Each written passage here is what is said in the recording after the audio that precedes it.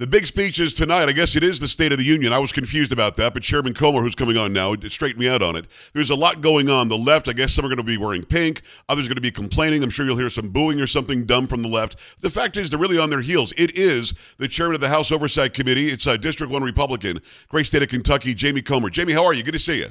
I'm great. Good to see you. Going to be interesting tonight because President Trump came out, all gas, no brakes, is how one of his deputy press secretaries explained it to me. And that's really what it is. And Congressman, I think he's got the left on their heels. They're not really sure what to do with this guy, are they? They aren't, and they're playing into his hand.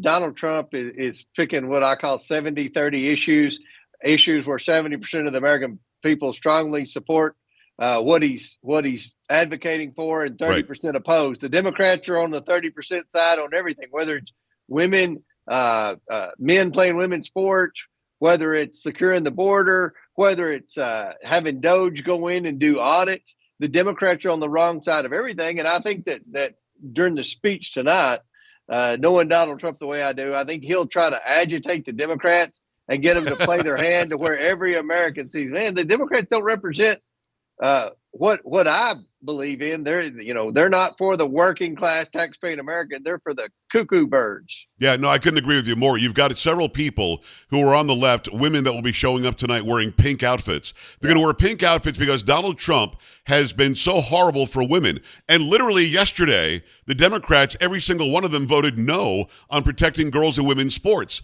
I guess the question is, Jamie, do they think that we're dumb enough to buy what they're laying down? They live in an alternative universe. Okay. I mean, they're the alternate universe. They don't look at the world the way that working class people look at the world. They want a big government. They want an open border. They don't care where our tax dollars go. If Ukraine needs billions more, give them billions more. If we need to hire 2,000 more bureaucrats in every division of every agency in the federal government, then hire them. DEI, yeah, that's great. Doesn't matter if it discriminates against a certain segment of the population or a majority of the population, I would argue. It doesn't matter. They have their unique way of looking at the world through liberal lenses, and that's not where the majority of Americans stand. I think the majority of Americans appreciate what Donald Trump's doing. They want an America First policy. They want every government agency to be audited, and I think that's what he's going to talk about tonight. Yeah, you brought up funding for Ukraine. By the way, it's House Oversight Committee Chair Jamie Comer. You brought up Ukraine. We've got to talk about what happened last Friday. Zelensky shows up, and I think in the back of his mind, he thought he was leaving with a check. I'm not really sure what the story was, but he came here to sign the mineral rights deal, which would have actually helped to secure his country. Geographically, where some of those minerals are is where Russia wants, and they can't have it if we're there. So that would have helped him out exponentially. What do you think happened there? Do you think somebody got in his ear and said, treat him like this, and maybe he'll blow up and you'll look like you're sympathetic? Or did he walk in thinking Joe Biden was still in office and he was getting a check? I don't know, but he learned the hard way that there's a big difference between Joe Biden and Donald Trump, and that Donald Trump isn't going to be taken advantage of, that Donald Trump is America first. Donald Trump wants peace. And, look, Joe Biden and there are a segment of the Republicans that want endless wars. They love the industrial military complex. They want to spend money on ammunition and arms, and that they feel like that is a boost to their districts back home. But at the end of the day, that's not what the average taxpaying American wants. We can't continue to spend $2 trillion a year more than we take in. If it's so important to continue to send Ukraine money, then the Democrats need to propose offset. Say, okay, we'll continue to spend $100 billion to Ukraine, but we're going to cut, XYZ in the federal government. They can't do it because they don't want to cut anything. They only want to spend more money. And it's got to end. And that's what the American people said at the ballot box. They said, look, enough is enough. We need somebody to go in and try to get peace.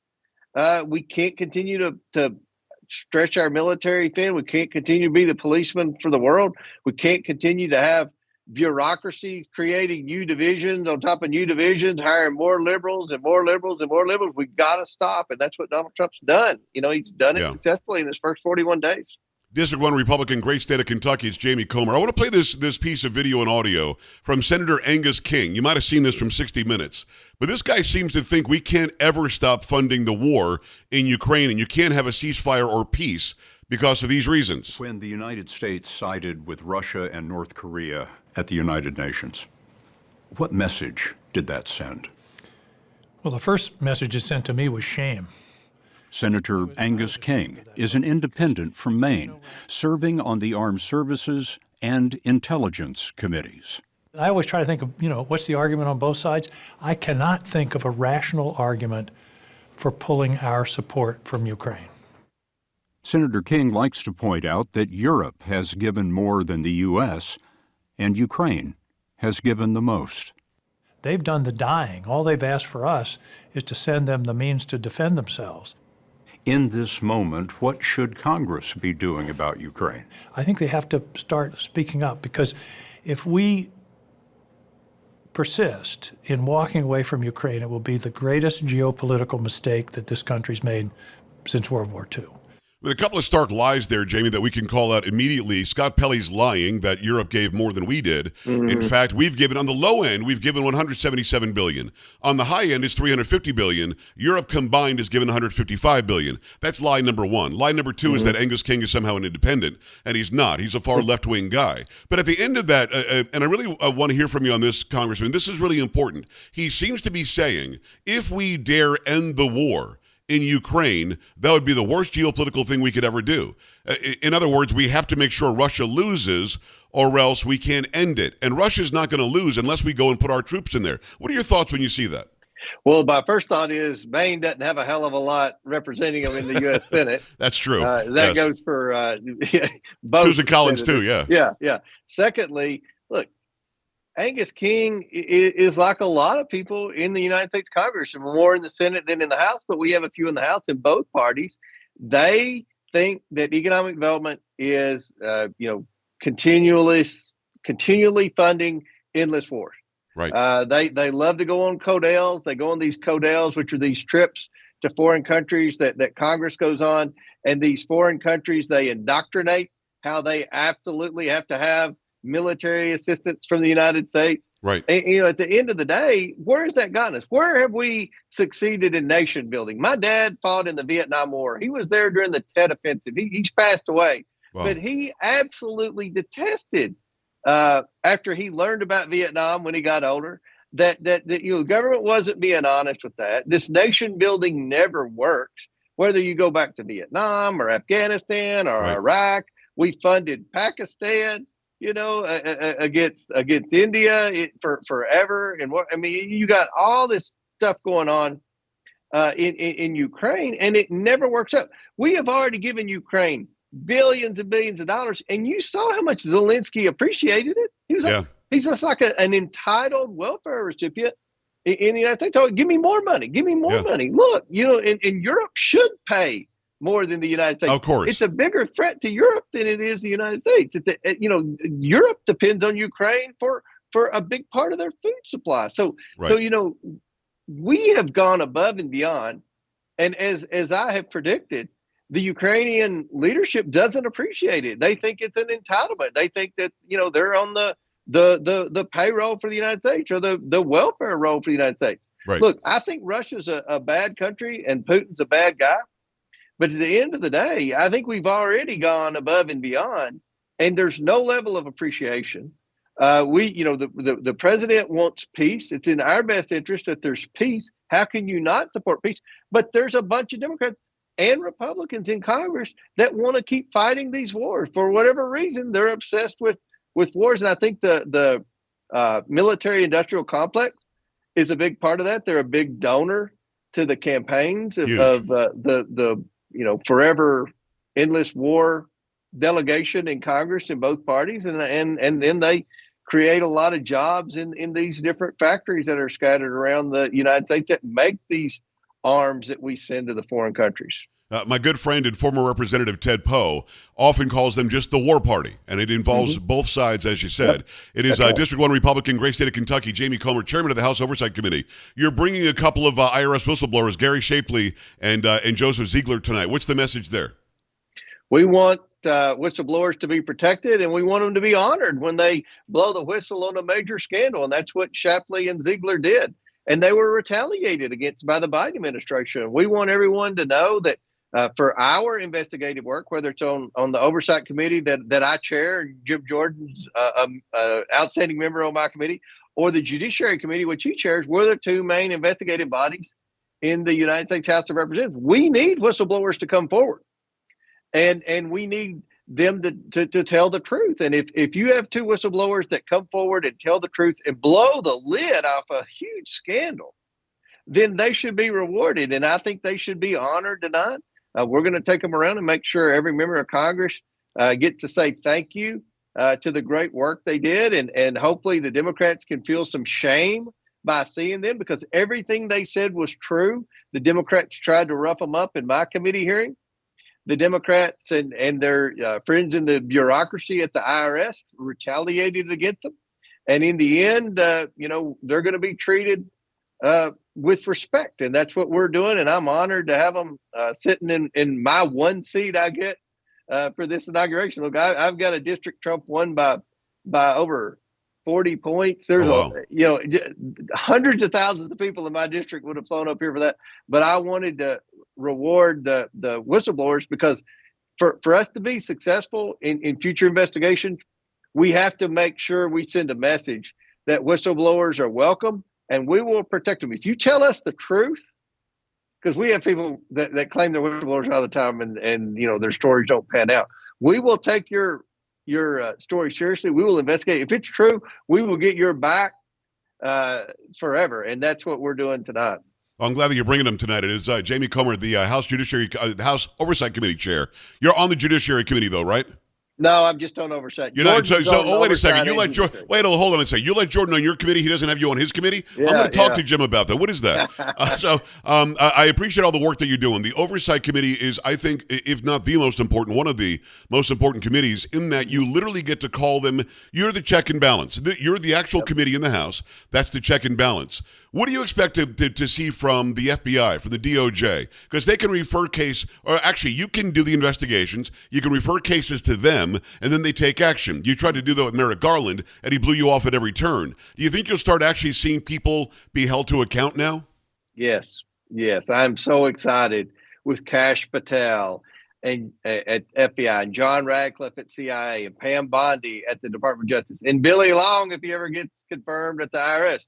You're going to see accountability, and we're going to continue to work with them. There's lots of many more investigations that we have ongoing that we feel confident now when we refer them to these agencies that justice will be served. Good. Whereas, we knew when we were investigating, we knew when Joe Biden and Hunter Biden lied in their deposition and transcribed interviews, which was a felony, that we knew when we referred them to the Department of Justice for perjury, we knew Merrick Garland wouldn't do anything about it. Right. Now we're confident when we do something like that. Pam Bondi will take it and run, and Kash Patel will take it and run.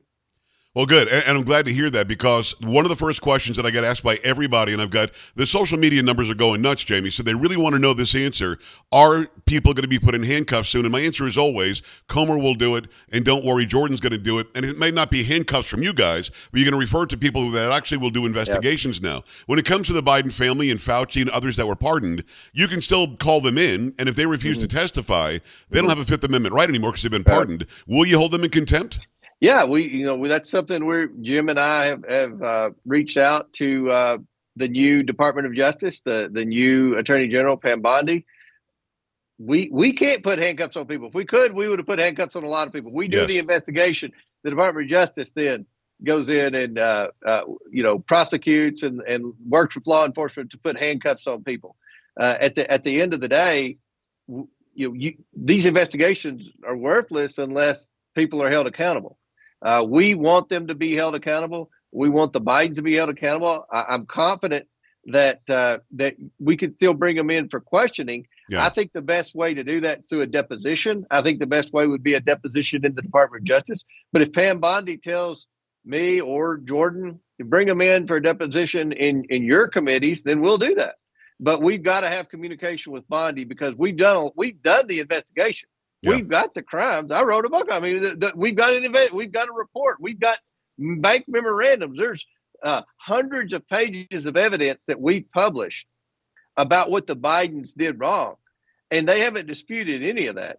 So, she can take that and bring them in and depose them further. I don't think those pardons would hold up in court.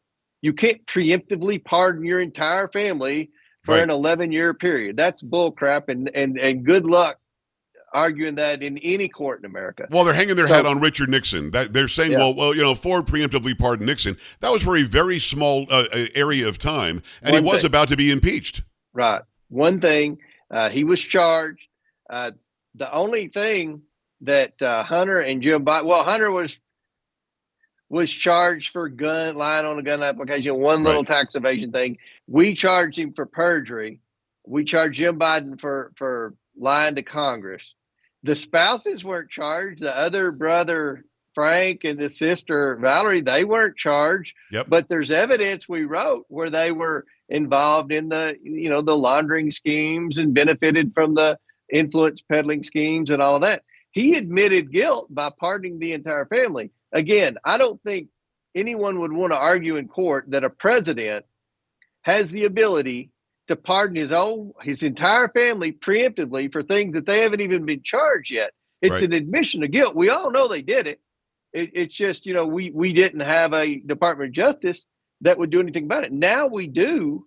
And again, the investigation's been done. We've already published enough for Pam Bondi to bring the whole Biden family in on at least 10 family members. Well, yeah. The question is whether she's going to do it or not. And you uncovered the amount of money. What is the amount? Some are saying $23 million. I thought you told me $27 million. How much is it? 27 from the influence peddling schemes that was wired over here. But then we found they had $8 million in loans that they never repaid. Oh, well, there you go. So that's $35 million. Yeah, $35 million. How much from Ukraine specifically? According to the Irish whistleblowers, they never paid a penny of taxes on it. Wow. So right there, that's over $10 million, probably $15 million taxes, interest, and penalty. How much that they would owe the IRS? How much can you tie back to Ukraine? Ukraine's about $5 million. I mean, it's a pretty nice chunk of change. I don't know. I don't know what their product was. But remember, we couldn't ever get Joe Biden's bank records. I only got the family members. If you could get a president's bank records, the Democrats would have had Donald Trump's bank records. So, but the Department of Justice can get Joe Biden's bank. I would love to look through Joe Biden's bank records because, again, there were FBI documents that said he took $5 million in that Ukrainian deal. It said Hunter took 5 and Joe took 5. We found Hunter's 5, but we weren't allowed to go through Joe's bank record. So I think there's more there. Well, I think you're right. It is House Oversight Committee Chair Jamie Comer. Before I let you go, 4 bills that were passed that gives you even more access to do proper oversight. Can you outline those quickly for me? This was actually 4 separate bills? To do more oversight? Yeah, I've got House passes 4 good government oversight committee bills. What did this help you do? Well, one pertained to regulations. One pertained to transparency. Right now, if the government changes the regulations, they don't put it on the internet. Like if you get a new administration, they may reinterpret an EPA law differently. Obviously, Joe Biden's EPA interpreted differently than Donald Trump. Very differently. But they would never put that on the internet, that they've changed their guidance or changed their policy. That was my legislation. Every bill that we passed 4 yesterday on the House floor. I led the floor in passing those. One was my bill, one was Byron Donald's bill, one was a cybersecurity bill to help prevent more cyber fraud in the federal IT systems. So all of this is good government that'll hopefully catch waste, fraud, and abuse easier, because we've all seen from DOJ, everyone in the bureaucracy has been asleep at the wheel when it comes to waste, fraud, and abuse. Well, listen, I know that you're not asleep at the wheels and you're always looking out for us. I appreciate you looking out for Kentucky like you do, and certainly for the entirety of the United States. House Oversight Committee Chair, District 1 Republican, great state of Kentucky, Jamie Comer.